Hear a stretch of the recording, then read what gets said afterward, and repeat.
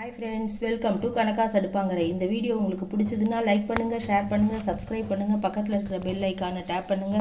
வீடியோவை ஸ்கிப் பண்ணாம ஃபுல்லா பாருங்க. வாங்க இப்போ வீடியோக்குள்ள போலாம்.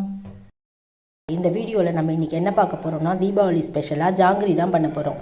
அதுக்கு மினி ஜாங்கிரி பண்ண போகிறோம். அதுக்கு இந்த மெஷரிங் கப்பால் 1 கப்பு உளுந்து எடுத்து நம்ம ஃபஸ்ட்டு 2 hours ஊற வச்சுக்கலாம். நல்லா ஆனால் வாஷ் பண்ணிவிட்டு 2 மணி நேரம் ஊற வச்சுட்டு அரைக்கும் போது பார்க்கலாம். இப்போது நல்லா இதை வாஷ் பண்ணிவிட்டு ஊற வச்சிடுறேன். நம்ம இன்றைக்கி ஜாங்கிரிக்கு ஊற வச்சுருந்தோம். அது 2 மணி நேரம் நல்லா ஊறிடுது. இப்போது இதை எடுத்து மிக்சி ஜாரில் போட்டு நல்லா வெறுமனே அரைச்சிக்கலாம். இப்போது இதை எடுத்து இதில் போட்டுக்கலாம். ஜலம்லாம் இல்லாத நல்லா வடிகட்டி இதில் சேர்த்துக்கலாம். மிக்சியில் நம்ம உளுத்த மாவை நல்லா இந்த மாதிரி அரைச்சிண்டாச்சு. இப்போ இதில் நம்ம அதை பாருங்கள், 1 பிஞ்சு தான், இதுலேயே பாதி தான் போட போகிறேன், பயமாக இருக்குது. துளியோண்டு போட்டுக்கலாம். போரும். போட்டுக்கிட்டு கலர் பவுடர், கேசரி கலர் இதில் போட்டுக்கிட்டு அப்புறம் இதை நல்லா நம்ம நல்லா விஸ்கால் நல்லா இப்படி கலந்துக்கணும். நல்லா இதே மாதிரி 10 நிமிஷம் இதே மாதிரி கலந்துக்கணும். அதுக்குள்ளே ஒரே பொசிஷனில் தான் கலந்துக்கணும், மாற்றி மாற்றி கலந்துக்கக்கூடாது. இந்த மாதிரி நல்லா கலந்துன்ட்டு நம்ம அதுக்குள்ளே கலந்து வச்சுன்ட்டு அதுக்கப்புறம் நம்ம சர்க்கரை பாகு ரெடி பண்ணிக்கலாம். மாவு அரைச்ச உடனே பண்ணிடணும், இல்லாட்டினா புளிச்சு போயிடுச்சுன்னா நல்லா இருக்காது. அதனால் இப்போ நம்ம இதை நல்லா இப்படி பிளெண்ட் பண்ணிக்கலாம். நல்லா பொங்கி வர அளவுக்கு நல்லா விஸ்கால் அடிச்சுக்கலாம். இது கூட நம்ம இப்போ ஒரே 1 ஸ்பூன் அரிசி மாவு போட்டுக்கலாம். கார்ன்ஃப்ளவர் மாவு இருந்தாலும் போட்டுக்கலாம். நம்ம இன்றைக்கி அரிசி மாவு தான் சேர்த்துருக்கோம். அரிசி மாவையும் சேர்த்து நல்லா இதை இப்படி நல்லா கலந்துக்கலாம். இது அப்படியே இருக்கட்டும். அதுக்குள்ளே நம்ம ஜீரா காய்ச்சிக்கலாம். இப்போ அடிகனமான பாத்திரத்தில் இந்த கப்பால் 1 கப்பு உளுந்து போட்டு நம்ம அரைச்சி வச்சுருக்கோம். இதால் 2 சர்க்கரை போட்டுக்கணும். 1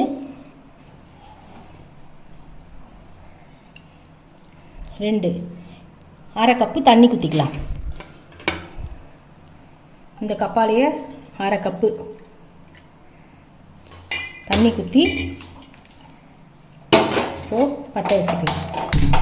இது மெல்ட் ஆகட்டும்.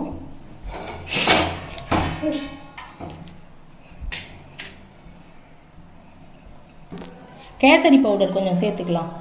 சேர்த்துட்டு ரோஸ் எசன்ஸ் கொஞ்சம் விட்டுக்கலாம். இப்போ இது பாகு கொதிச்செடுத்து பிசுக்கு பதம் வந்துடுத்து. ஆஃப் பண்ணியாச்சு. ஆஃப் பண்ணதுக்கப்புறம் நம்ம ஒரு 2-3 சொட்டு ரோஸ் எசன்ஸ் விட்டுனா நல்லா வாசனையாக இருக்கும். போதும்.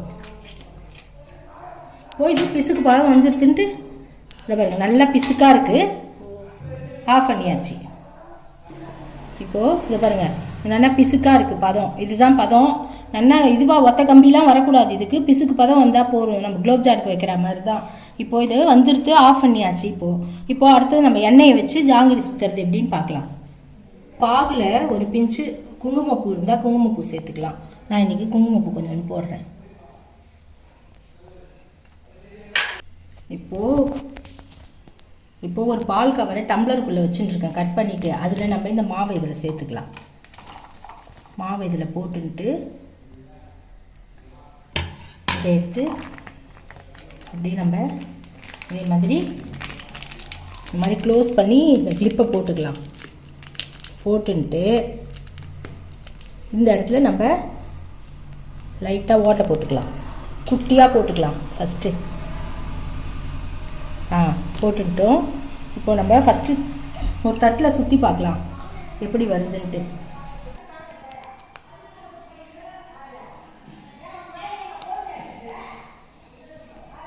இதே மாதிரி தான் நம்ம அதுலேயே சுற்றணும். இப்போ நம்ம எண்ணெய் மிதமான தீயில் இருக்கும்போது நம்ம சுற்றி பார்க்கலாம். இப்போ நம்ம ஜாங்கிரி சுற்றலாம்.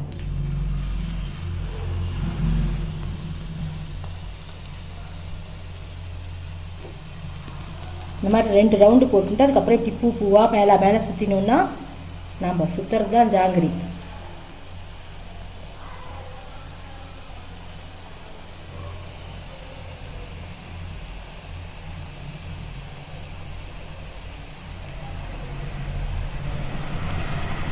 இப்போது இதை நம்ம மெதுவாக இப்படி திருப்பி விடலாம்.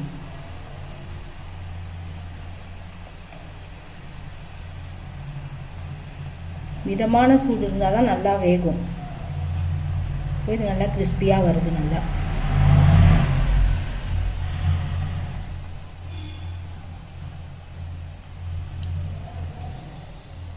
பார்த்தீங்களா எப்படி வந்திருக்கு பார்த்தீங்களா?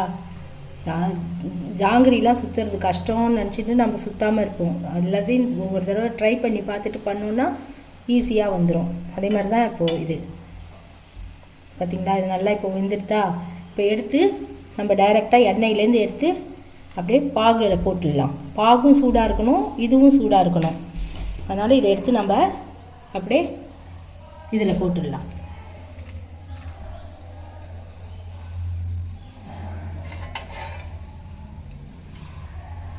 எண்ணெயை வடிச்சிட்டு தான் போடணும். எண்ணெயை போட்டோம்னா அப்புறம் பாகுலெல்லாம் அப்படியே எண்ணெய் வாசனை வரும். அதனால் எண்ணெயை நல்லா வடிச்சிட்டு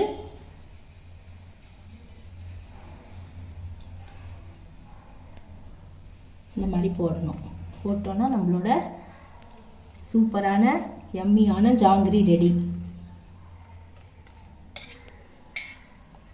இப்படி நம்ம திருப்பி விட்டுக்கலாம். கொஞ்ச நாள் கழிச்சு எடுத்து தட்டில் மாற்றிக்கலாம். இப்போது அடுத்தது இதை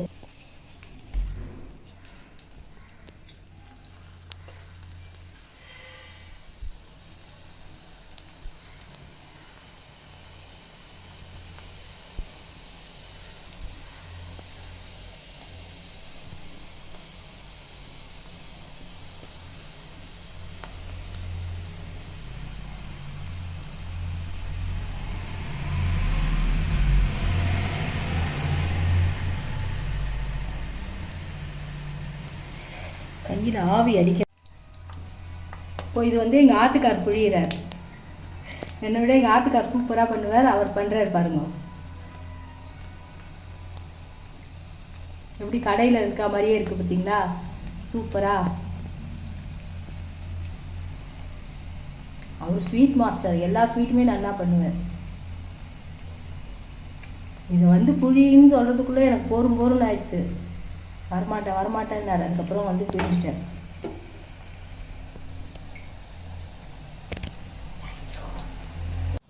இப்போ நம்ம இந்த மாவு இன்னும் மீதி இருக்குது. இதெல்லாம் நம்ம பண்ணி வச்சுருக்கோம் பாருங்கள்.